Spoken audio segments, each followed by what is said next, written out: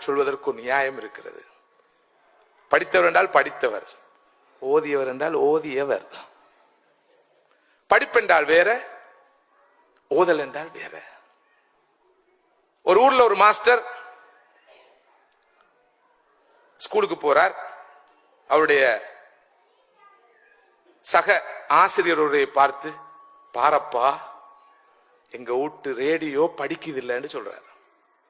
எங்க வீட்டு ரேடியோ படிக்குது இல்லை, படிக்குது இல்லைண்டா வேலை செய்தில்லை.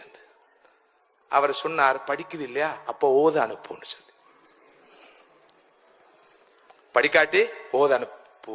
பொதுவாக படிக்காதவர்களைத்தான் ஓத அனுப்புவார்கள். படிப்பு வரலையா, படிப்பு ஏற இல்லையா, படிக்க இயலாதா, இருக்கவே இருக்குது மദ്രസா, அனுப்பு ஓதுறதுக்கு.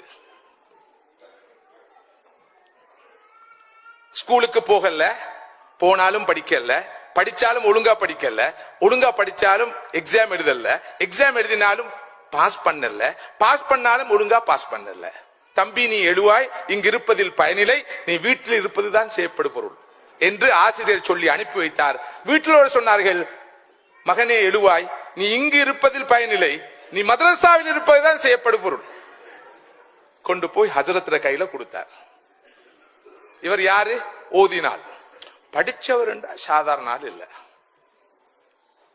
ஒரு மாணவன், ஒரு மாணவி இலங்கையில் ஓலெவல் பரீட்சையில் இப்போது 9 பாடங்கள், 9 பாடங்கள்ல எடுத்து விட்டால் முதலாவது சாய்ஸ் பயோ, இரண்டாவது சாய்ஸ் டபுள் மேத்ஸ், மூணாவது choice accountancy, law, computing, management, arts. வேற ஒரு சாய்ஸும் இல்லையா? No choice. இருக்கவே இருக்குது அந்த மദ്രസா. கொண்டு போய் தள்ளு, அட்மிஷன் இல்ல, அட்மிஷன் இல்ல, போய் தள்ளியாச்சு.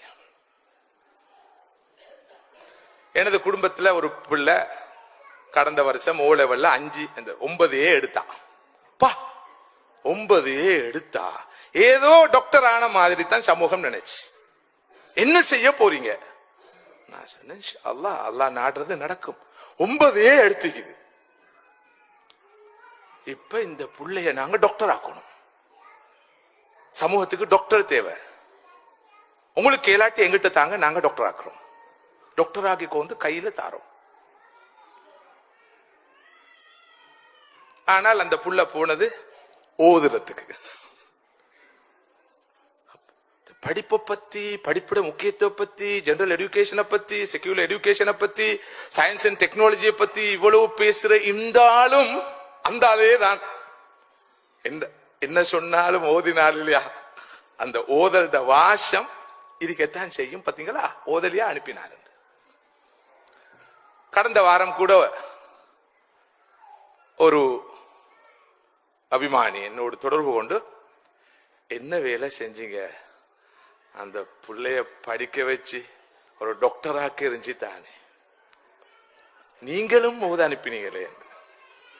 நான் கேட்ட கேள்வி என்னண்டா, நான் டாக்டரா இருந்தா நல்லமா, நான் இப்ப இருக்கிறமா இருந்தா நல்லமா? நீங்க இப்ப இருக்கிற மாதிரி தான் ஈக்கணும். டாக்டரா இருந்தா நல்லமே, நீங்க டாக்டரான நஷ்டமே என்றாரு. நீங்க இப்படித்தான் இருக்கணும். நான் சொன்னேன், இன்ஷா அல்லாஹ் அந்த பிள்ளையும் அப்படி வரணும்ன்றதான் நீயத்து.